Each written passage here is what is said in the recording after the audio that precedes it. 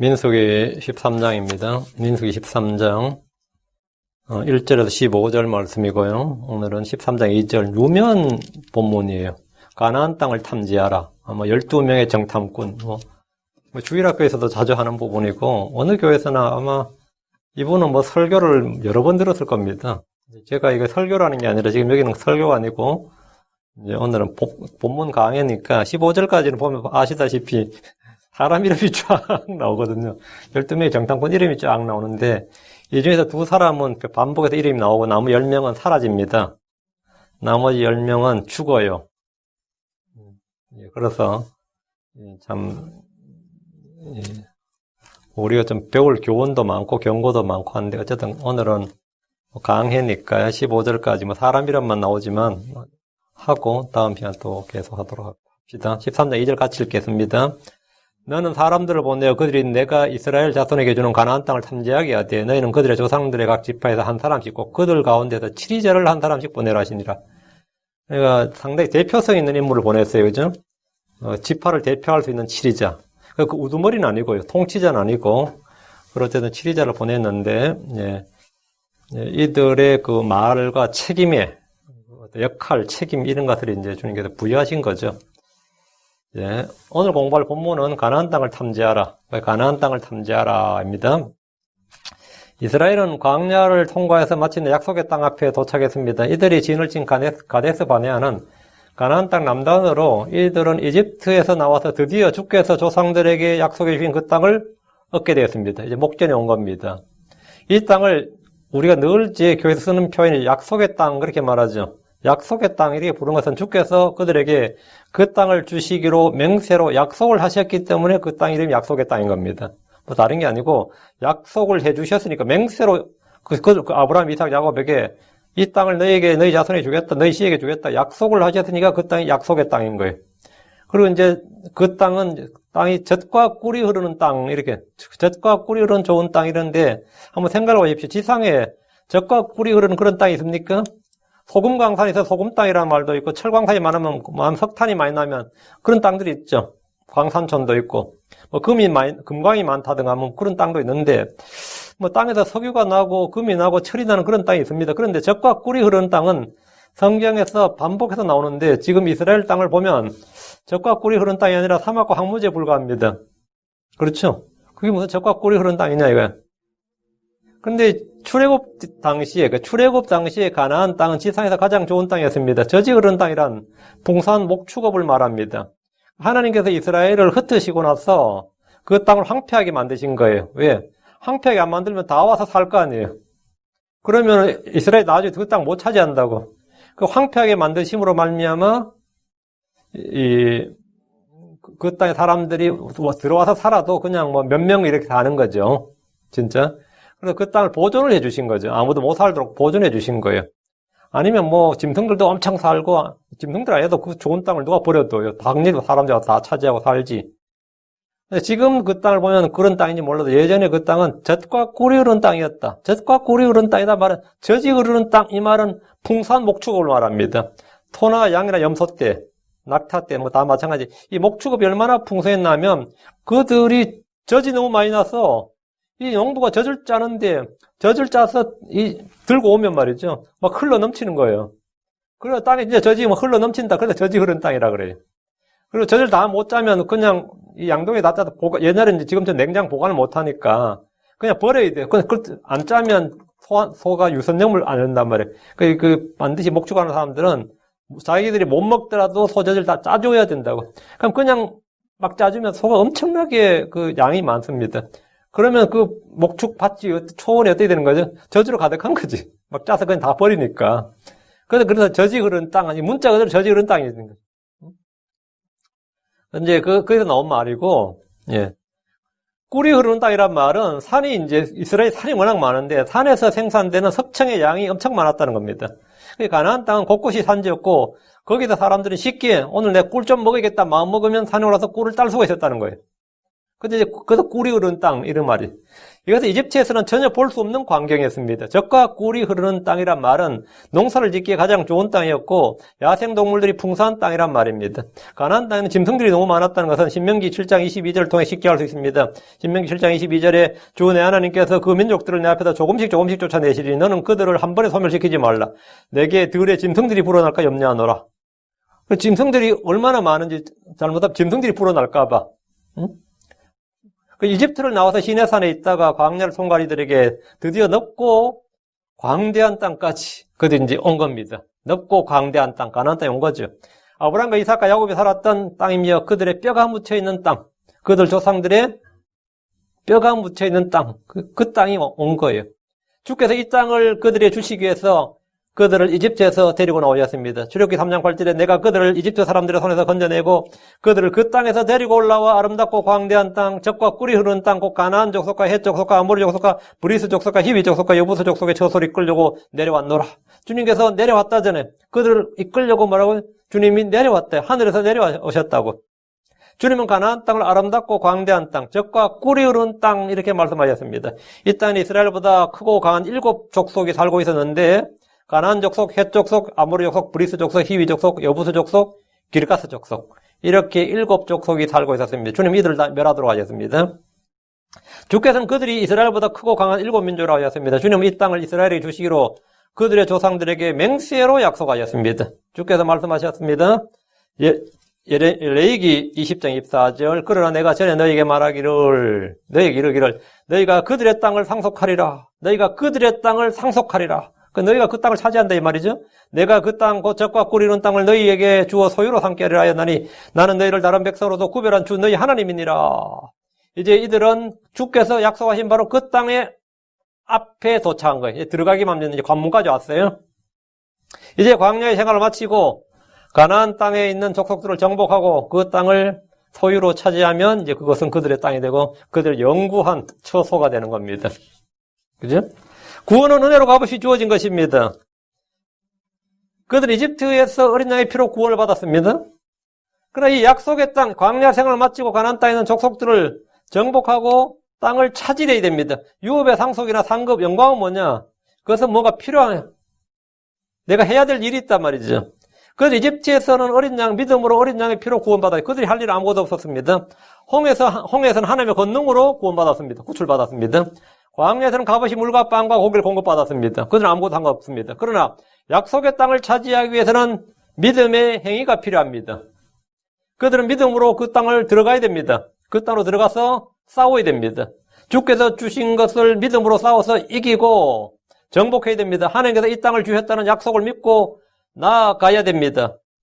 가나안 땅은 상속유업입니다. 구원받았다고 해서 자동으로 상속유업이 주어진 것은 아닙니다. 유업과 보상과 상속은 믿음의 행위에 따라 주어집니다. 우리는 값없이 구원받았습니다. 값없이 하나님보다 성령을 받았습니다. 자, 그러나 유업의 상속을 받기 위해서는, 보상을 받기 위해서는, 영광을 받기 위해서는, 상급을 받기 위해서는 뭐 해야 된다? 일을 해야 됩니다. 믿음의 행위가 필요하다 말입니다. 크리스천들 중에 어떤 이들은 가나안을 구원의 모형인 줄로 압니다. 가나안 땅을 구원의 모형으로 이해를 합니다. 그렇게 설교하는 목사님들이 꽤 많이 있습니다. 그래서 출애굽한 이스라엘 1세대가 대부분 가나안에 들어가지 못하는 것처럼 크리스천들 중에도 극소수만 갈렙과 여호수아 같은 이 극소수의 믿음의 사람들 이기는 자만 하늘로 들어간다. 이렇게 설교하고 가르치는 분들이 꽤 많이 있습니다. 광야에서 다 죽었듯이 크리스천들도 평생 신앙생활하다 그냥 하늘 못 가 죽은 사람 많다.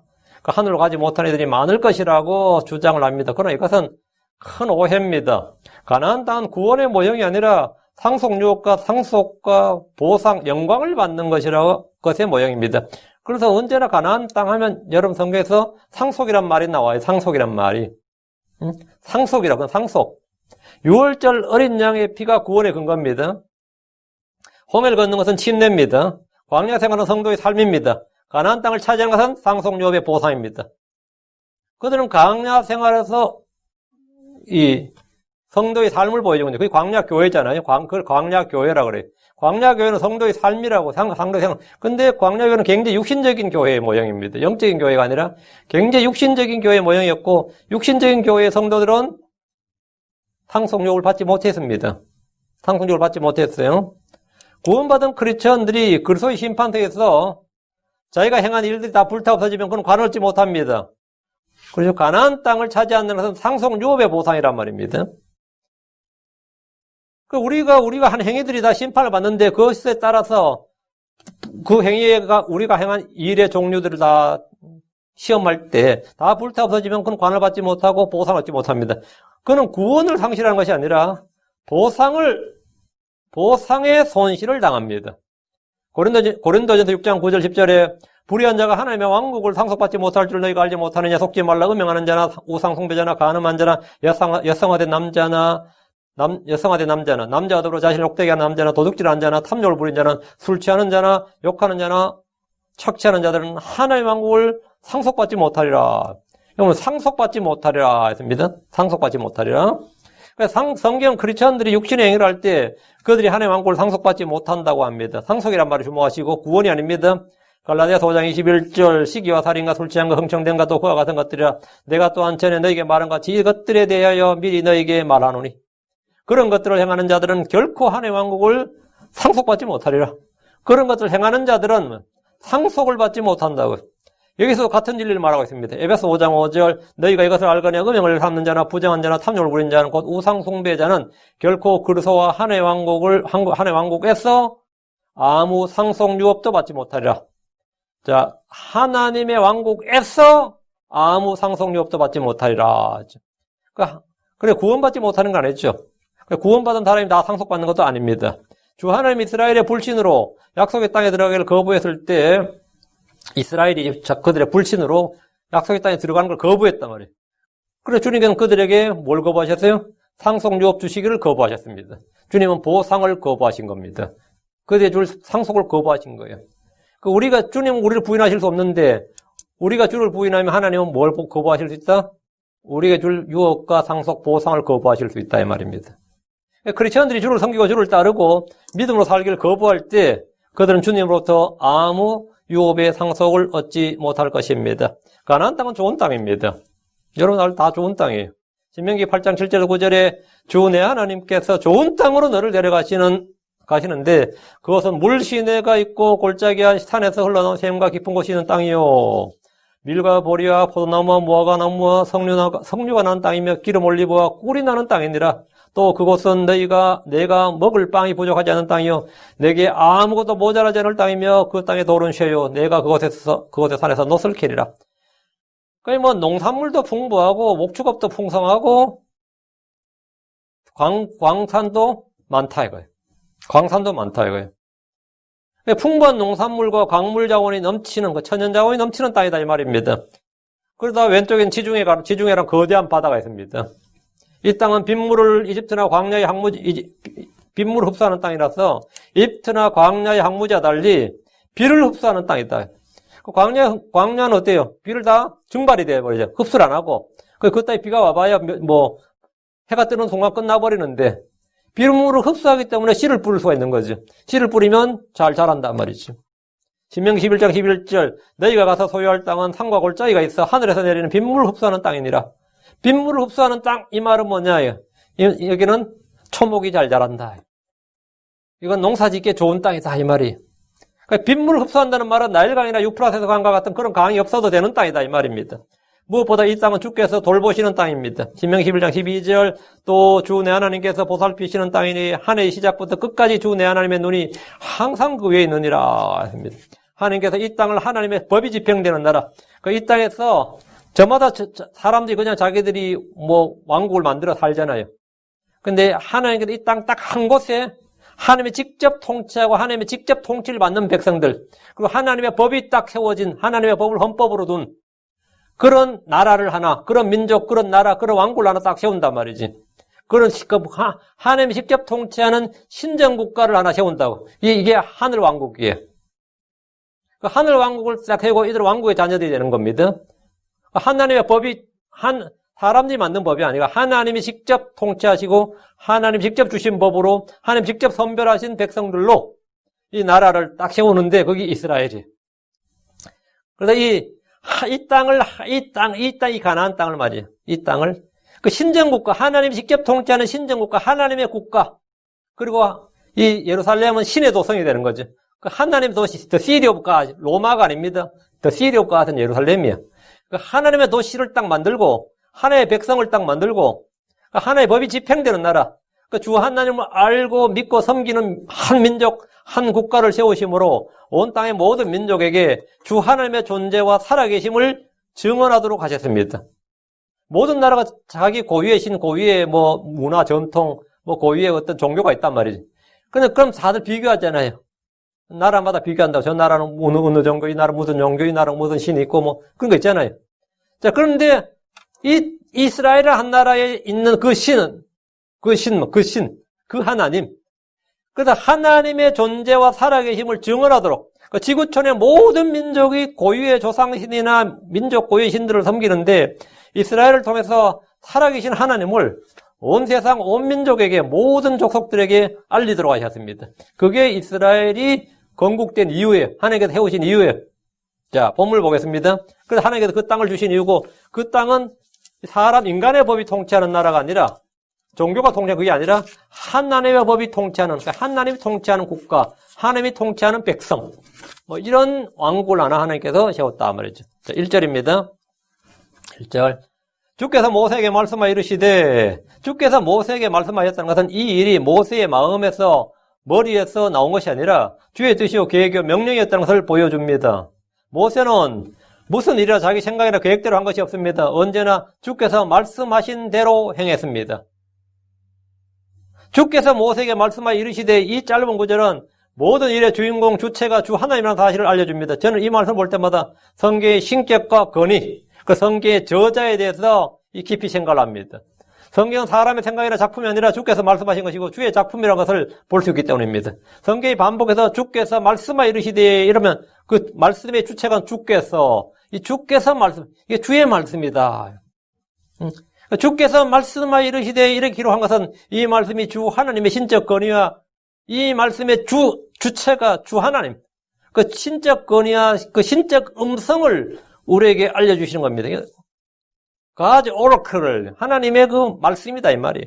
성경 하나님의 사상이나 철학이나 뜻이나 정신을 담은 책이 아니라 주 하나님의 말씀을 그대로 기록한 것입니다. 2절입니다. 너는 사람들을 보내어 그들이 내가 이스라엘 자손에게 주는 가나안 땅을 탐지하게 하되 너희는 그들의 조상들의 각 지파에서 한 사람씩 곧 그들 가운데서 7이절 한 사람씩 보내라 하시니라. 하나님께서 모세에게 정탐꾼을 보내라 이렇게 그리고 정탐꾼은 12명으로 딱 지정해 줬단 말이에요. 각 지파에 한 명씩. 근데 주께서 모세에게 주신 명령입니다. 주께서 모세에게 사람들을 보내 가나안 땅을 탐지하게 하셨습니다. 이 부분에서 우리는 이 성경을 읽는 방법, 공부하는 법을 좀 배워야 됩니다. 이 구절 읽으면서 하나님께서 모세에게 먼저 정탐꾼을 보내어 탐지하라는 명령을 내린 것을 이제 이 구절 읽으면 이렇게 이해할 수 있습니다. 근데 신명기 1장 22절을 보면 백성들이 먼저 모세에게 와서 정탐꾼들을 보내 탐지하게 해달라고 요청을 했습니다. 그러니까 지금 민수기 13장 2절에서 하나님께서 모세에게 이렇게 명령하신 것은 백성들이 요구를 수용해 준 거죠. 하나님께서 먼저 이 명령을 주신 게 아니고 백성들이 모세에게 가서 야 그냥 우리 막 들어가지 말고 그냥 구름 기둥 따라 들어가면 돼. 지금 광야에서 구름 기둥 따라왔듯이 구름이 떠오르면 그냥 갔잖아요. 그 가나안 땅 들어갈 때 똑같이 가면 되는데 스탑 오 한 거지. 지금은 그럴 때가 아니라고. 우리 먼저 정탐꾼들을 먼저 보내자고. 그 신명기 1장 22절에 너희 각 사람이 내게로 가까이 나와 이르되 우리가 사람들을 우리보다 먼저 보내어 우리를 위해 이 땅을 탐지하게 하고 우리가 마땅히 어느 길로 올라가야 할지 또 어느 도시들로 들어가야 할지 우리에게 말을 다시 전하게 하리다 하기에 그러니까 우리가 사람들을 우리보다 먼저 보내요. 그러니까 하나님이 계획한 게 아니고 이거 뭐죠? 백성들이 우리가 사람들을 우리보다 먼저 보내요. 그러니까 우리가 가나안 땅에 들어가기 전에 정탐꾼들을 먼저 보내겠다. 모세한테 이거 허락을 받은 거예요. 모세에게 이거 요청을 한 거죠.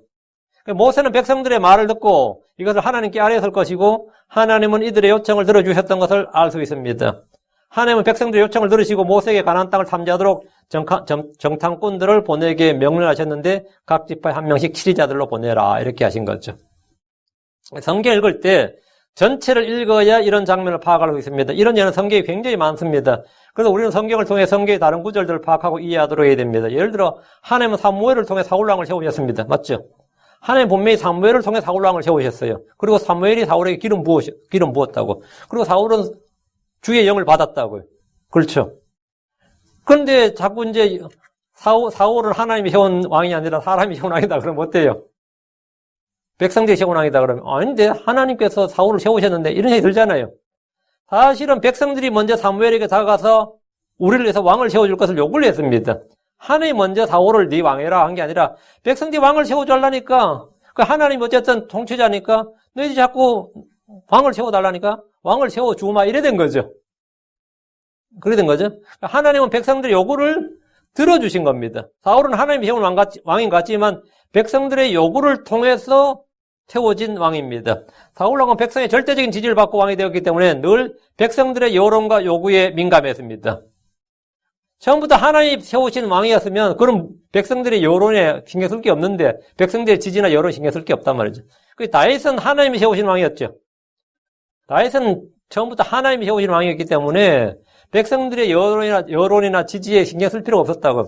하나님 나를 세웠으니까 하나님 나를 지키시는 거고 사울은 백성들이 절대적 지지에 힘입어서 왕이 됐단 말이지. 항상 하늘을 두려워하기보다 늘 백성을 두려워하고 백성들의 눈치를 살폈습니다.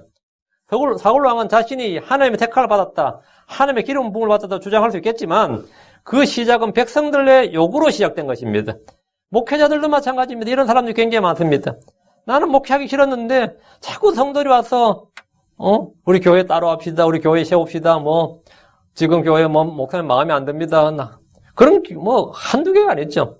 그 교회 하나 세워지면 제가 아는 교회도 그래요. 그 목사님 늘 그래요. 형님 그래 나보고 우리 교회에서 나가 세워진 교회가 6개, 7개가 되는데 그게 안 크거든요. 안 커요 실제로. 근데 그 교회에서 나가서 지금 목회하고 있는 형제가 한둘이 아니다 이거예요. 응? 그 나가는 형제들은 다 뭐라고 주장하겠어요? 하나님이 나를 부르셨고 나를 여기 세우셨다고 그래요 다. 그럼 우리가 아니라고 그러겠으면 뭐라 그래서 그냥 가만히 있지. 주께 소명을 받은 것이 아니라 사람들의 요청이나 인기나 지지를 입어서 교회를 열고 목회를 시작하는 분들이 하나님이 나를 부르셨다 이렇게 말합니다. 그럼 또 하나님께서 그것도 그들의 요구를 들어주셔서 또 교회를 세우게 하셔요. 사울을 왕을 세우듯이 정탐꾼을 보내주시는 것처럼 그렇게 한다고. 그럼 그 사람 다 뭐라고 생각합니까? 하나님 나를 보내셨다 이렇게 생각해요. 다 그렇게 생각합니다. 사람들은 자기들의 필요에 따라서 얼마든지 지도자를 세울 수 있습니다. 그들은 모세가 산에 있을 동안에 40일 동안 산에 있었죠. 밑에서 뭐 했죠? 새로운 지도자를 세우려고 했습니다. 그들은 가나안 땅을 목전에 두고 다시 한번 모세를 탄핵하고 새로운 지도자를 세워서 이집트로 돌아가자고 외쳤습니다. 이스라엘은 시내산에서 출발한 지 오래지 않아서 가나안 땅 입구에 도착했습니다. 그러나 그들은 곧바로 들어가기보다 정탐꾼들을 보내서 그 땅을 탐지하자. 이렇게 우리가 먼저 보내자고. 이것은 신중함이라기보다는 불신의 표출이었습니다. 신중해서 그렇다는 게 아니라 사실 불신의 표출이었다고요. 그들은 하나님께서 강한 권능으로 이집트에서 구출해 주신 것처럼 동일한 권능으로 가나안 땅을 주실 것을 믿으면 됩니다. 지금까지 주의 인도를 받아서 광야를 통과해서 왔듯이 시내산에 지금 여기까지 왔잖아요. 바람 광야까지. 그럼 지금 똑같이 그 다음날 오르면 그냥 들어가면 돼요. 주님께서 앞서 가시니까. 하나님께서 그들보다 먼저 나가시며 앞서 싸우신다는 사실을 믿고 나가면 승리는 노량물로 주어집니다. 그건 당연한 거죠. 신명기 1장 30절. 달라진 건 아무것도 없어요. 그냥 들어가면 돼. 신명기 1장 30절에 너희보다 앞서 가시는 주 너희 하나님께서 이집트에서 너희를 위하여 너희 눈앞에서 행하신 모든 것에 따라 친히 너희를 위하여 싸우시리라. 이집트에서 그렇게 하셨던 것처럼 친히 너희를 위하여 싸우시리라. 주님은 그들 가운데 계셨습니다. 주님은 그들을 위해서 싸우셨습니다. 이스라엘은 전쟁을 두려워할 필요가 전혀 없습니다. 전쟁은 주께 속한 것이요 주 하나님은 전투에 능하신 주이십니다. 신명기 3장 22절 너희는 그들을 두려워하지 말라. 주 너희 하나님 그분께서 너희를 위하여 싸우시리라 하였노라. 그들은 매일 구름기둥과 불기둥을 보았습니다. 주께서 그들과 함께 계시다는 것은 눈으로 자기들의 그 육신의 눈으로도 지게 볼 수 있었습니다. 늘 확인할 수 있었어요. 그럼에도 불구하고 정탐꾼들을 보내서 가나안 땅으로 들어갈 루트를 알고 전략 전술을 수립하자고 한 겁니다. 하나님 인도하시는 길로 가면 됩니다. 주의 구름기둥을 따라가면 됩니다. 구름기둥이 멈추는 곳에 그들이 멈추면 됩니다. 하나님은 고기를 구하는 백성들에게 고기를 주셨듯이 왕을 구하는 백성들에게 왕을 주셨듯이 정탐꾼들을 보내자는 그들의 의견에 따라 주님은 그렇게 하도록 허락하셨습니다. 그러니까 때로 우리는 하나님께서 우리의 기도를 들어주셨다 해도 거의 꼭 좋은 것만은 아니에요. 그게 꼭 좋은 것만 아니라 차라리 노하면 좋은데 하나님께 노하면 되는데 뭐 그러면 해봐라 이렇게 되면 그것은 시험입니다. 네. 그럼 그렇게 해봐라. 다시 2절. 너희는 그들의 조상들의 각 지파에서 한 사람씩 꼭 그들 가운데서 치리자를 한 사람씩 보내라 하시니라. 정탐꾼에서는 이제 12이 되는 거고 레위지파는 안 보냈습니다. 레위지파 빼고 12지파니까요. 하나님 각 지파에서 한 명씩을 치리자들로 뽑아서 보내라고 하셨습니다. 여기서 각 지파에서 한 명씩이라고 하면 이제 레위지파를 제외한 12지파가 되고, 당연히 이제 여호수아 갈렙이 했으니까 나머지 다 죽는다 했을 때 레위지파는 광야에서 안 죽었습니다. 레위지파는 안 죽었어요. 12지파를 말한 것이고, 레위지파는 군대로 계수되지 않았고 12지파에 속하지 않았고 제사장 지파로 택함 받았습니다.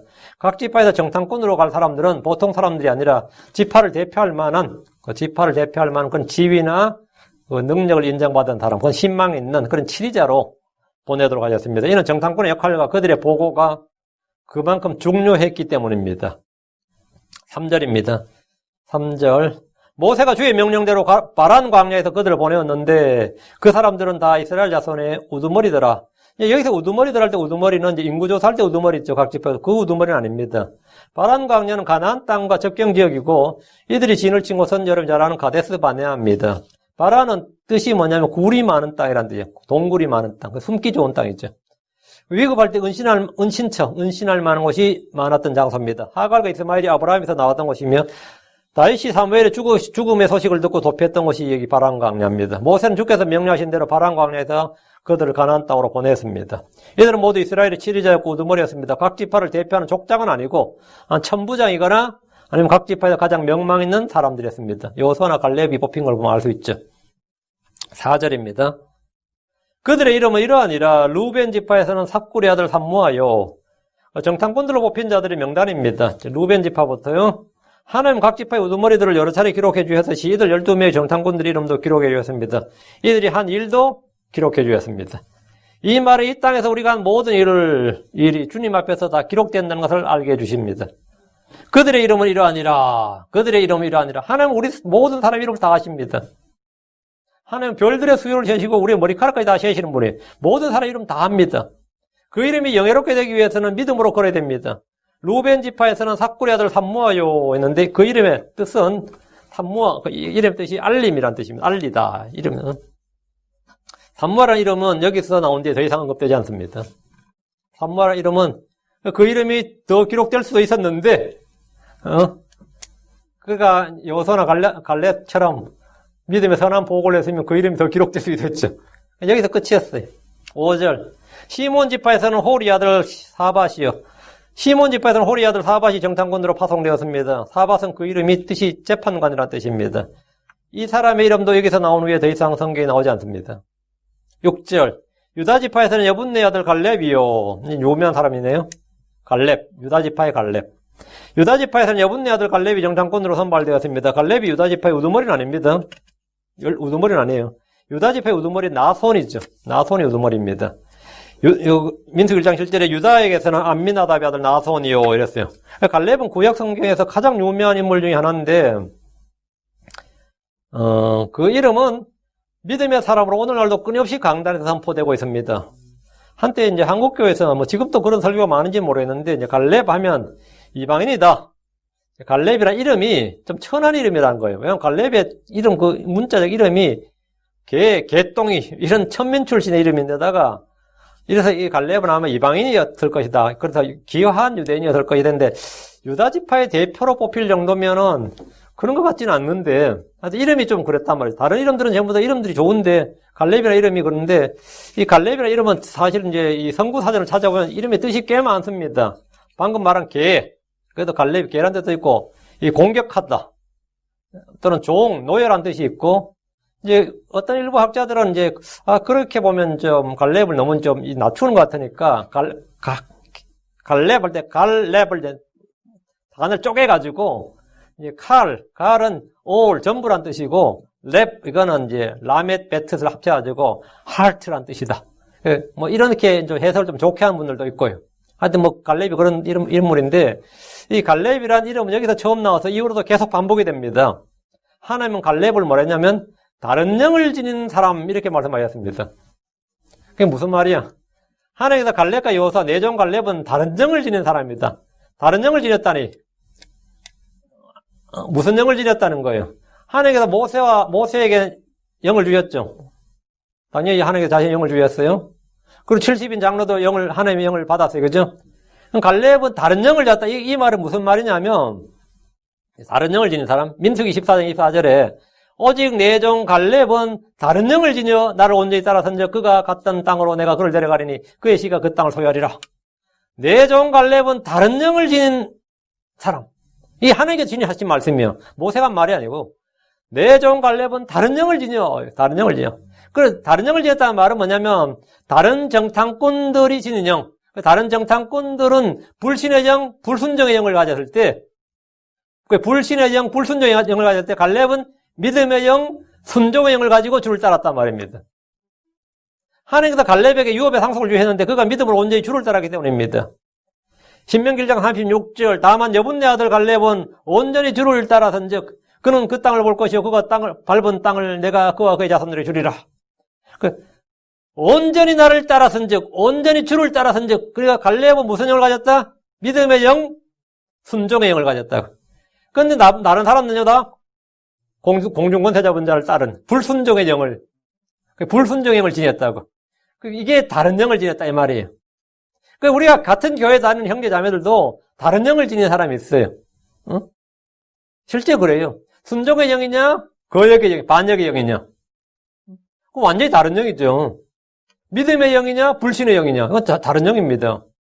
다 같은, 예수 믿으면 다 같은 성령이지. 다 같은 성령인지 몰라도 그 사람 속에 지닌 영이 믿음의 영이냐, 불신의 영이냐, 그건 정반대잖아요. 불순종, 거역하는 영이냐, 순종의 영이 정반대라고. 지금 이스라엘 사람이 전부 다 하나님의 백성이지. 그렇지만 내 종 갈렙은 다른 영을 지녔다. 우리 성도들은 전부 다 주를 따르는 영, 이 믿음의 영, 순종의 영을 지내야 됩니다. 그 반역하는 영, 거역의 영, 불순종의 영을 따르면 안 돼요. 성도들이 주께서 주신 상속육을 받는 방법이 바로 믿음으로 주를 따르는 겁니다. 구원은 값없는 은혜의 선물입니다. 그건 틀림없어요. 상속육은 주를 따르고 섬기는 겁니다. 이 둘을 구분하지 못하거나 혼합하지 않도록 해야 됩니다. 여러분 산모하나 삭굴처럼 되고 싶습니까? 아니면 갈렙처럼 되고 싶습니까? 7절입니다. 이사갈 지파에서는 요셉의 아들 이갈이요. 이사갈 지파의 우두머리요 정탐꾼으로는 요셉의 아들 이갈이 뽑혔습니다. 이갈은 그 이름의 뜻이 그가 속할 것이다. 이게 하나님께 속할 것이다. 이래 돼야 돼요. 이는 그가 속할 것이다. 근데 성도들 중에 이 이름을 기억하는 거의 없을 겁니다. 성경만 읽은 크리스천이라도 이갈 하면 그 누군지 모릅니다. 이는 그가 하나님께 속하지 않고 불신의 사람들, 멸망하는 자들에게 속했기 때문입니다. 불순종하는 자, 거역하는 자들에게 속했기 때문이에요. 그런 믿음의 영을 지닌 자들에게 속하지 않았습니다. 우리는 그리스도에게 속한 자들입니다. 우리는 지금 무명한 자 같으나 유명한 자입니다. 우리의 이름은 땅에 기록된 것이 아니라 하늘에 기록되어 있습니다. 여러분과 저의 이름은 어린 양의 생명체에 있습니다. 우리는 크리스천이라고 불리는데 그 이름을 더럽히지 않도록 해야 됩니다. 8절입니다. 에브라임 지파에서는 누군의 아들 호세아요. 에브라임 지파에서는 누군의 아들 호세아가 정탐꾼으로 가도록 선발되었습니다. 누군의 아들 호세아는 모세를 통해서 이름이 여호수아로 개명이 됩니다. 호세아가 여호수아가 되는 거죠. 모세는 어떤 이유로 그 이름을 개명해 줬는데 이는 주께서 아브라함을 아브라함으로 야곱을 이스라엘로 개명해 주신 것과 같습니다. 민수기 13장 16절에 모세가 그 땅을 정탐하러 보낸 사람들 이름이 아니라 모세가 눈의 아들 호세아를 여호수아라 부르니라. 이후로 이제 전부 다 여호수아라 부른 거죠. 미국에 리건이라 대통령이 있었죠. 리건. 근데 리건 하면 잘 모르는 분들이 있을 겁니다. 레이건. 본래 이름은 리건입니다. 근데 리건이 기자들 앞에서 내 이름을 레이건으로 불러달라 그랬어요. 그 다음부터 이제 다 레이건으로 부르는 겁니다. 예. 근데 모세가 호세아를 여호수아라 불렀는데 이름을 이렇게 바꾸어준 거, 다르게 부르는 것은 뭐냐면 그 사람의 직무와 인생과 운명이 모두 바꾸어주는, 그 사람의 직무, 인생, 운명을 모두 바꾸어주는 일입니다. 호세아는 모세를 돕는 사역자였습니다. 그런데 사실은 여기 정탐꾼으로 갈 일이 아니죠. 모세의 뭐라고? 여호수아는 항상 모세 곁에서 지금 모세의 어떤 비서실장격이라고. 모세의 비서실장인데 모세에게서 떨어져 있어야 될 사람이 아닌데 어쨌든 에브라임 지파에서는 이 여호수아를 보낸 거예요. 우리 지파에서는 이 호세아를 보낸다 이거예요. 그 호세아는 뜻이 주여 구원하소서라는 뜻입니다. 주여 구원하소서. 호세아 구원의 뜻이고 여호수아는 뜻이 그가 구원하시리라 의 뜻입니다. 주여 구원하소서는 기도죠. 그가 구원하시리라 이런 거죠. 기도응답이죠. 그분이 구원하시리라. 그러니까 호세아가 기도라면 여호수아는 기도응답에 해당하는 이름입니다. 여호수아는 여호와 하나님의 발음의 첫 글자를 딴 것으로서 후일 그의 사역을 예표해 줍니다. 예슈아. 늦죠?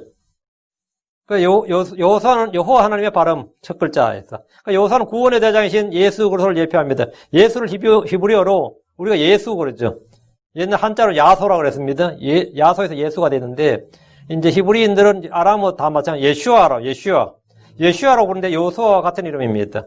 여호수아 동명이인으로 스가랴서에 이제 대제사장 여호수아가 나옵니다. 대제사장 여호수아가 나오는데 역시 우리 주 예수 그리스도의 모형입니다. 모세는 이집트에서 이스라엘을 구출한 구원자라면 여호수아는 가나안 정복을 통해서 유업의 상속을 준 구원자 예수 그리스도를 예표합니다. 하나님 우리 주 예수 그리스도를 통해서 우리를 구원하시고 우리에게 상속을 주십니다. 여호수아는 정탐꾼으로 발탁된 사람들 중에서 갈렙과 더불어 주를 믿고 따른 사람입니다. 9절입니다. 베냐민 지파에서는 라합의 아들 발디요. 베냐민 지파는 라합의 아들 발디를 이제 정탐꾼으로 뽑아서 파송했습니다. 이들은 모두 지파를 대표해서 가나안 땅을 들어가서 그 땅을 탐지하고 돌아와야 됩니다. 라합의 아들 발디는 발디라는 이름은 구속하다라는 뜻입니다. 예수 그리스도는 우리의 구속자입니다. 그의 이름은 백성들에게 불신과 두려움을 심어주는 악한 복을 하는 사람들 중에 하나로 남아있습니다. 10절입니다. 10절. 스불론 지파에서는 소디의 아들 갓디엘이요. 스불론 지파는 소디의 아들 갓디엘을 정탐꾼으로 가도록 선발했습니다. 갓디엘은 스불론 지파에서 우두머리들 중에 하나였고 통치자였습니다. 갓디엘은 그 이름이 엘자점 하나님의 뜻이에요. 갓디엘은 이제 하나님의 기쁨이라는 뜻입니다. 하나님의 기쁨. 그는 자기 지파를 대표해서 막중한 임무를 안고 가나안 땅으로 정탐하러 갔습니다. 그들은 백성들보다 먼저 그 땅에 들어가서 땅을 보았습니다. 특권이죠. 하나님 주신 약속의 땅을, 가나안 땅을 어쨌든 백성들보다 먼저 갔잖아요. 그건 특권이죠. 틀림없이. 사람들은 직접 자기 눈으로 보는 것보다 더 확실한 것은 없는 줄로 압니다. 그래서 우리말도 백문이 불여일견 이런 말 있죠. 100번 듣는 것보다 한 번 보는 것이 더 낫고 더 확실하고 정확하다는 뜻입니다. 더 믿을 만하다 이 말입니다. 여러분 그렇게 생각합니까? 과연 그렇습니까? 자, 이스라엘 사람들은 어쨌든 그들은 조상들로부터 대대로 약속의 땅에 대해서 들었습니다. 몇백 년간 들었어요. 그죠? 모세에게는 너무 많이 들었을 테고, 그들은 모세와 아론을 통해서 계속해서 이 땅에 대해서 들었습니다. 들었어요. 아무리 적어도 사람들마다 100번 이상은 들었을 겁니다. 아무리 못 들어도 100번 이상은 들었을 거야. 그러나 그들은 그렇게 많이 들었고 자주 들어도 어릴 때부터 막 귀에 못이 박히게 들어도 듣는 것만으로는 만족할 수가 없었어요. 듣는 것만으로는 이스라엘 사람은 그렇게 어릴 때부터 철저하게 많이 반복해서 들어도 그 듣는 것만으로 만족할 수가 없었던 겁니다. 많이들이 하나님의 말씀을 아무리 들어도 믿음이 안 생겨요. 그래서 그들이 바라는 게 뭐냐면 이제 목사님 설교도 그렇고 성도리가 교제하는 때 이야기도 그렇고 아무리 들어도 믿음이 안 생기니까 그러니까 한 번의 기적, 이적, 표적 등을 보는 것이 더 낫다. 내가 한 번에 어떤 뭐가 좀 터져야겠단 말이에요. 방언이 터지든 뭐가 터지든. 그래야 뭡니까? 불같은 믿음이 일어날 것 같다는 거예요. 믿음은 보는 것으로 오는 게 아닙니다. 믿음은 들음으로 오는데 이 들어도 믿음이 안 생긴다는 거예요. 왜 믿음이 안 생길 것 같아요? 예. 뿌리가 없어. 그 사실은 그들이 들어도 예수가 없어요. 응? 그 마음에 예수가 없어. 그러니까 유대인들이 표적을 구한 것도 보는 것이 듣는 것보다 더 낫다고 생각하고 믿었기 때문입니다. 그래서 너희들이 직접 가서 보고 와라. 그러나 성경은 말하기를 보지 않고 믿은 자들이 복이 있다고 하셨습니다. 요한복음 2장 29절에 예수님께서 그에게 이르시되 도마야 너는 나를 보아서로 믿었으나 보지 않고도 믿은 자들이 복이 있도다 하시니라. 보지 않고도 믿은 자들이 복이 있도다. 우린 다 보지 않고 믿습니다. 우리는 그분을 보지 못했지만 그분을 믿고 사랑합니다. 베드로전서 1장 8절에 너희가 그분을 보지 못하였으나 사랑하는도다. 지금도 너희가 그분을 보지 못하나 믿으며 이루 말할 수 없고 영광이 가득한 기쁨으로 기뻐하나니 지금도 너희가 그분을 보지 못하나 믿으며 우리는 보지 못하나 믿습니다. 우리는 다 듣는 것으로 믿는 거예요. 근데 듣는 것을 믿지 못하는 사람들은 하나님께 계속 뭘 구하는지 아시죠? 체험. 느낌. 표적, 이적. 가장 이제 쉬운 게 이제 사람이 공통 잘 받는 게 제일 쉬운 게 뭐죠? 그게 방언이에요. 이게 방언이에요. 성경 말하길 고린도서 5장 7절에 우리는 믿음으로 걷고 보는 것으로 걷지 아니하노라. 우리는 믿음으로 걷고 보는 것으로 걷지 아니하노라. 그러나 이스라엘은 보는 것으로 보고 와야 되겠다 이거야. 우리가 다 들어가서 보지 못하더라도 우리를 대표해서 누구라도 들어가서 그들이 보고 와야 된다고요. 우리는 봐야 된다는 거예요. 이들 정탐꾼들 대부분은 지금까지 들은 한 해의 말씀보다 그들이 직접 보는 것을 더 선호했고 더 신뢰했습니다. 그 정탐꾼들만 아니라 이스라엘에서 다 그랬단 말이죠. 주의 말씀보다 자기들의 눈, 자기들의 체험을 더 신뢰했습니다. 주님의 약속보다 자기들의 생각과 판단을 훨씬 더 중시했습니다. 자, 우리는 어떻습니까? 여러분 자신이 본 것과 체험한 것과 느낀 것과 주의 말씀들 중에서 어느 것을 더 신뢰합니까? 어느 걸 더 신뢰합니까? 유대인들은 표적을 구합니다. 유대인들은 표적을 구하나 헬라인 그리스인들은 뭐죠? 지혜를 구합니다. 그러나 우리는 기록된 주의 말씀으로 충분합니다. 베드로서 1장 19절에 또한 우리에게는 더 확실한 대언의 말씀들이 있으니 날이 새어 샛별이 너희 마음속에 떠오를 때까지 너희가 어두운 곳에서 비치는 빛을 대하듯이 이 말씀에 주의를 기울이는 것이 잘하는 것이니라. 우리에게는 더 확실한 대언의 말씀이 있으니 이렇게 말할 때 베드로가 그 전에 한 말이 변화산 사건을 이야기해요. 자기는 변화산에서 직접 주님을 봤다. 그 음성을 들었다. 그런데 그거보다 더 확실한 뭐가 있다? 그 자신들이 베드로, 요한, 야고보는 변화산에서 직접 주님을 보고 음성을 들었다고. 그런데 그거보다 더 확실한 more sure word of prophesy. 더 확실한 대언의 말씀이 있으니 그거보다 자기들 체험보다 더 확실한 게 주의 말씀이다 이거예요. 내가 보고 느낀 것보다, 보고 들은 것보다, 내가 체험한 것보다 더 확실한 게 뭐냐? 기적보다 더 확실한 게 뭐냐? 주의 말씀이다 이거예요.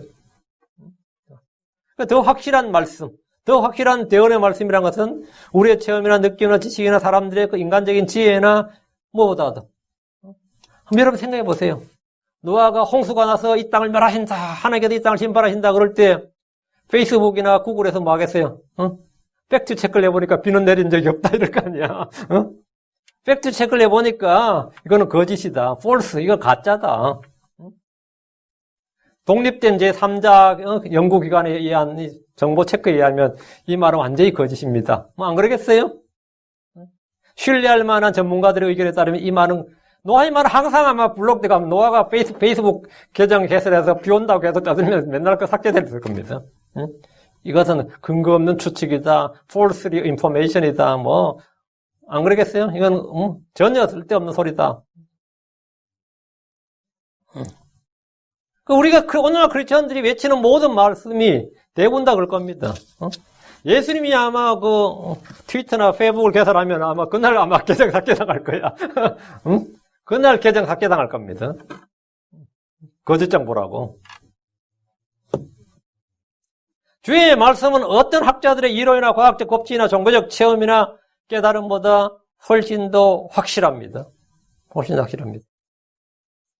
11절입니다. 요셉 지파 곧 므낫세 지파에서는 수시의 아들 갓디요. 요셉 지파에서 이제 두 지파가 되는 거죠. 그래서 레위 지파를 빼고도 이제 12지파가 되는 거예요. 요셉 지파 곧 므낫세 지파, 에브라임 지파하고 이제 므낫세 지파가 갈라졌으니까요. 그 므낫세 지파에서는 수시의 아들 갓디요. 갓디.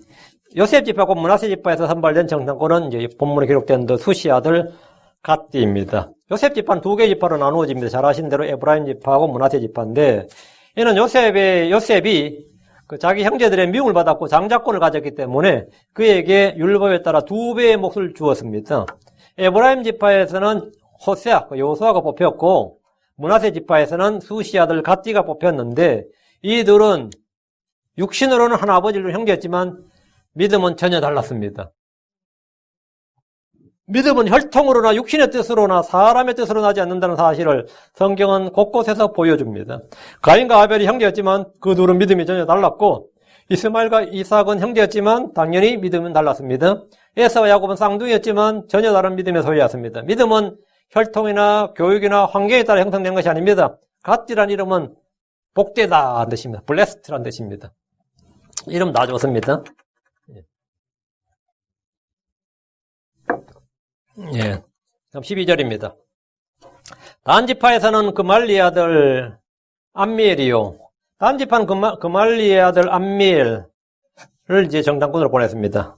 암미엘이라는 이름은 하나님의 백성이라는 뜻입니다. 엘자 들어간다 하나님의 뜻이고요. 암미엘, 하나님의 백성이라는 뜻인데, 단지파의 우두머리들 중에 하나요. 통치자였던 그는 먼저 약속의 땅으로 들어와서 그 땅을 탐지했습니다. 하나님이 주시겠다고 약속하신 땅이고 조상들이 살았던 땅이고 이제 그들이 영원히 살게 될 땅을 먼저 보는 것은 분명히 놀라운 은혜고 특권입니다. 분명합니다. 그들이 과연 주께서 말씀하신 그런 땅인지 직접 눈으로 먼저 확인할 수 있었습니다. 그래서 가서 보니까 과연 뭡니까? 젖과 꿀이 흐르는 땅이고 아름답고 광대한 땅이고 녹과 철이 나는 땅이고 뭐 각종 유실수들이 가득한 그런 땅이고 말이죠. 우리 과연 주께서 말씀하신, 우리가 귀로만 들었던 말씀인데, 이제 눈으로 보나이다, 뭐 이래 되는 거예요. 이 감격에 차서 돌아와야 돼요, 사실은. 감격에 차서 돌아와서 백성들에게, 과연 그 땅이 우리가 들은 것 이상이었다. 우리가 지금 듣기만 했는데, 지금까지 우리가 듣기만 했는데, 알고 보니 그런 땅이 이상이었다. 정말 살기 좋은 땅이다. 들어가서 차지하면 되겠다. 너무 좋은 땅이다. 도시도 잘 만들어 놨어요. 그건 황무지가 아니었단 말이죠. 성곽이나 도시나 성읍들이 잘 만들어져 있고, 우물도 다 있고, 밭도 다 있고, 가서 자기들이 황무지를 개간해야 되는 게 아니란 말이죠. 2차 세계대전 끝나고 이스라엘이 돌아왔을 때 어땠어요? 그 땅은 황무지였다고. 근데 거기 전부 다 뭐 해야 되죠? 없는 살림에 온 힘을 끌어모아서 그걸 개간을 해야 됐잖아요. 근데 지금 이들은 그게 아니라고. 그냥 얻는 거야. 밭도, 집도, 도시도, 우물도 다 그냥 얻는 거라고. 지금 가서 땅을 개간해가지고 이걸 어떻게 여기서 살란 말이냐, 그게 아니라, 이건 그냥 얻는 거였다고. 그리고 그들은 단지 보고 확인하는 거야. 체크해보니까, 하나님께서 말씀하신 그대로 그런 땅이었다. 이러면 돼요. 그럼 백성들이 만세를 부르면서 가자! 했을 거 아니에요. 그 땅이 주께서 우리에게 주려고 약속하신 땅임을 확증을 하고 백성들에게 그대로 보고하면 됩니다. 보고하면 돼요. 그러나 사람은 같은 사물을 볼 때에도 그 마음에 있는 대로 보입니다. 거짓말은 아니야. 우리가 12명의 정탐꾼이란 말 중에서 10명이 우리가 악한 정탐꾼, 악한 보고를 했다 그러는데 그들이 10명이 거짓말 친 건 아니에요. 그들은 사실 그대로 팩트를 나름 말한 거라고. 그들은 어제 양심과, 자신들의 양심에 따라서 자신들이 보고 생각하고 판단한 대로 말한 거라고. 근데 단지 뭐가 없는 거죠. 그들의 보고에는, 그들의 생각에, 그들의 판단에 뭐가 없었던 거야. 하나님을 없애버린 거지. 그들의 마음에 하나님 없고, 하나님 없이 우리가 가서 싸울 때 우리는 이렇다는 거야. 그 하나님을 제거해버린 거지. 요수아와 갈렙은 같은 일인데, 같은 땅을 보고 왔는데 뭐 있는 거죠?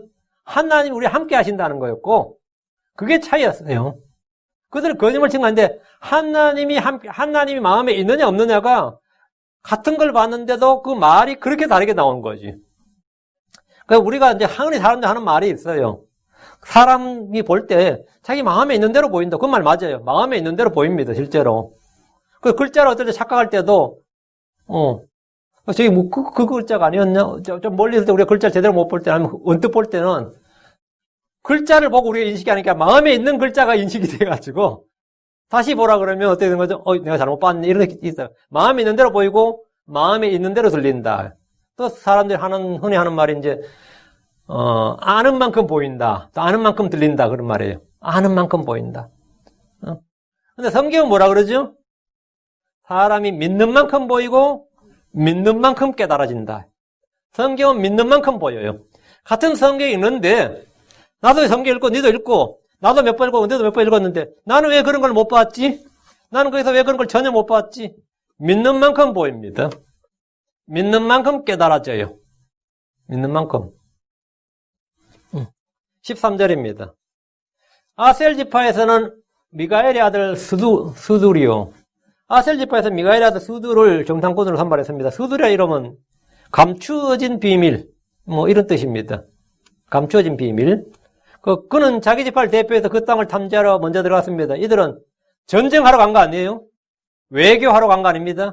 그 땅에 요새나 기지를 그 땅에 들어가서 요새나 기지를 설치하거나, 그 땅에 기밀을 빼오거나 아니면 삐라를 살포하거나, 뭐 가나안 땅에 뭐 요인들을 암살하거나, 누군가를 회유하러 가는 것이 아닙니다.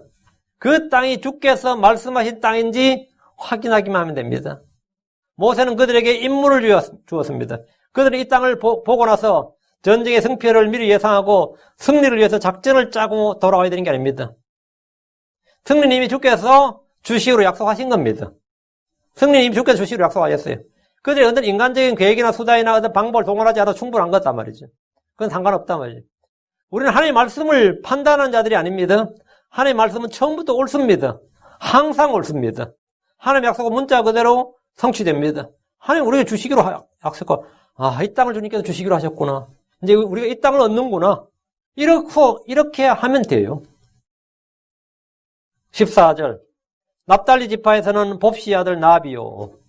납달리 지파는 봅시 아들 나비를 정탐꾼으로 보냈습니다. 나비는 그 뜻이 숨기다는 뜻입니다. 숨기다. 이들은 40일 동안 그 땅을 탐지했습니다. 이들은 각 지역을 충분히 돌아봤습니다. 가나안의 거주민들은 이스라엘보다 크고 강했습니다. 거기서 그들이 본 것은 이러했습니다. 신명기 1장 28절에 그 백성은 우리보다 크고 키가 크며, 크고 이 말은 덩치가 크단 말이에요. 키가 크며 그 도시들은 크고 성곽이 하늘에까지 닿았으며 또한 우리가 거기서 아낙족 속의 아들들을 보았노라. 이건 이제 거인들이죠. 거인족을 보았노라 하는도 닭이. 가나안 땅은 황무지나 폐허가 아니었고 거기 사는 사람들 형편없는 어떤 뭐 미개한 족속들, 뭐 그게 아니라 고도의 문명화된, 오히려 이집트보다도 더 문명화된 그런 족속들이었어요. 왜? 큰 도시들의 성곽이 하늘까지 닿았다면 건축술이 엄청나단 말이죠. 그 나라의 건축술이 엄청나다 이 말은 뭐죠? 건축술은 문명의 척도입니다. 그 나라의 건축술은 문명의 척도예요. 제가 어릴 때 우리 집사람 가끔 이야기하지만 다보탑, 석가탑의 아름다움, 석굴암의 아름다움, 신라 문명의 찬란함인데 수학여행 가서 그 실망감이 얼마나 컸는지 아시겠어요? 다보탑, 석가탑은 내 키보다 약간 더 큰 거야. 그 동전에서 보고 미술책에서 보고 할 때는 진짜 엄청 아름다운 석탑인 줄 알았거든요. 아이고 가서 보고 참 황당했고. 조영미의 엄청난 기하학적 조영미의 그 산물이라는 석굴을 봤을 때 이거야. 이게 전부야? 근데 어느 나라나 그 조형물을 보면, 그 건축물을 보면 그 나라의 기술 문명, 물질 문명 이런 것을 다 한눈에 파악할 수 있습니다. 근데 이 이스라엘의 지파들의 각 지파의 대표들 정도가 이제 갔는데 가서 압도를 당한 거야. 이건 뭐냐면 제가 이 시골 무절에이던 제가 처음 서울 올라왔을 때 기분이야. 처음 서울 올라서 시외버스를 타고 쫙 들어오는데 63 빌딩이 금빛, 그때 지금도 그런지 모르겠네. 외관이 금빛이었어요. 야, 놀랍더라고. 어떻게 저렇게 높은가. 지금과 못 하는데 완전 그 기분이지. 응? 성벽이 하늘에 닿았단 말이지. 정말 하늘에 닿았겠어요? 근데 그들이 볼 때 그것이, 이집트도 사막이잖아요. 이집트도 사막에 그 위에다 쌓는 게 제일 높은 게 피라밋이고, 건축술이 기본적으로 높은 건축물이 아니라고. 광야에서 아예 높은 걸 못 봤고, 그러다가 이제 산지와 이 평지였던 이 가나안 땅에 보니까 이들은 뭐야? 거인들이니까 이 사이즈가 다른 거야. 도시의 사이즈가 다르고, 건물의 사이즈가 다르고, 맨날 자기들 장막 치고 살다가, 그렇잖아요. 그 넓은 말이죠. 3,000 스퀘어피트 이상 되는 맨션을 봤다. 이러면 어때요? 놀랍죠. 그 성벽이 하늘에 닿은 도시들이란 말이 자주 나와요, 이게. 근데 이거는 진짜 평생 시골만 살던 사람들이 대도시의 고층 빌딩을 보는 것과 같았을 겁니다. 그 서울 살던 사람들이 이제 LA 처음엔 미국 하면서 기대에 차서 왔다가 LA 공항에 내릴 때 에이 한다잖아. 그러죠? 왜? LA는 별로 그런 게 없잖아요. 또 서울에 비하면 아무것도 아니지, 여기는. 진짜 낡아 보이고, 오히려 후져 보이고 막 그렇지. 그런데 이 12정탐꾼들은 그게 아니었어요. 그 도시는 크고, 도시가 너무 크다 이거예요. 성곽이 하늘에까지 닿았으며, 그래요. 좋은 도시였죠. 이제 여기를 이제, 그러면 막 흥분해가지고, 이런 도시를 우리가 그냥 차지하는 건 이러면 좋은데, 그게 아니었던 거예요. 15절. 갓지파에서는 미기의 아들 그우엘이니, 그 갓지파에서는 이제 마기의 아들이죠. 마기의 아들 그우엘이니, 마기의 아들 그우엘이 정탐꾼으로 가도록 뽑혔습니다. 그우엘이란 이름은 주는 도움이시다. 주는 도움이다. 이런 뜻인데, 그 외라는 자신의 이름대로 모든 일에서 주께서 도우신다는 사실을 믿고 살았다면 그의 인생은 완전히 성공한 인생이었습니다. 완전히 복된 인생이었대요. 이 일에서도 주께서 우리를 도우신다. 자기 이름 그대로 주께서 주님은 도움이시다. 주님이 우리 이스라엘을 도우시고 우리를 하신다. 이것만 믿었으면 이 이름은 뭐 요소와 갈렙과 더불어 이제 청사의 길이 남는 이름이 된 거지, 성경에서. 그러나 그는 하나님을 배제하고 이스라엘과 가나안 족속의 전력과 힘을 비교했습니다. 그 광야 이스라엘과 그 가나안 족속을 비교하면 어떻게 되는 거예요? 상대가 안 되는 거죠, 당연히. 전력에서 상대가 안 되지. 7민족, 한 민족과 싸워도 상대가 안 되는데 7민족 다 하면 뭐 1대7이 아니라 전력이 10분의 1도 안 되는 거예요. 10분의 1도 안 되는 거라고. 하나님을 제외하고 하나님을 우리에게다 빼버리고 이 세상과 경쟁을 하거나 비교를 한다면 언제나 뭐요? 백전백패입니다. 필패야. 물론 뭐 안 그런 크리스천들도 있어서 하나님 없이도 뭐 자기가 세상에서 뭐 자신의 지혜와 명철로도 엄청나게 성공하는 크리스천도 있긴 있어요. 뭐 똑똑한 사람들 많이 있으니까. 없잖아 있는데 이제 우리는 이제 우리 혈과 육과 대항하는 게 아니니까 우리는 언제나 주님을 나의 도움으로, 나의 도움은 거기서부터 온다. 주로부터 온단 말이에요. 하늘과 땅을 창조하신 주님으로부터 온다. 하나님 나의 도움이시다. 하나님 나의 공급자이시다. 하나님 나의 뭐 힘이시다. 이런 것을 나를 강하게 하신 그를 통해서 싸우는 거지. 항상 전력 비교를 할 때 하나님을 여기 딱 넣어버리면 뭐가 되는 거죠? 하나님을 딱 넣어버리면 필승이지. 하나님을 빼버리면 필패죠. 그죠? 그러니까 주님의 손길과 도우심을 언제나 기억하고 그 하나님의 힘을 그 나의 힘에다가 플러스를 시켜 포함을 시켜야 돼.